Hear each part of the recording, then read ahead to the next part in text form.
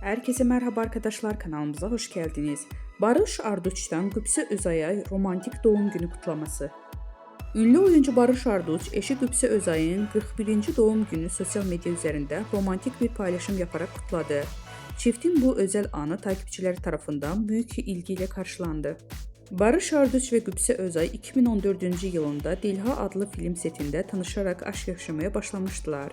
2020-ci yılında evlənərək bu özel ilişkilərini taçlandıran çift 2022-ci yılında isə büyük heyecanla bekledikleri kızları Jan Asya'nın kavuşmuşdu. Barış Arduç ve Qübsə Özay çifti kızları Jan Asya adını verdiler. Özel hayatlarının gözlerden uzak tutmayı tercih eden ünlü çift, zaman zaman ayrıldıkları iddialarıyla gündeme gelmişti. Ancak bu iddialara yanıt veren çift, bir tatilde Alaçatı'da birlikte objektiflere yansıdı. Denizde birlikte giren ikili kendilerini görüntüleyen gazetecilere el sallayarak samimi bir şekilde selam verdi.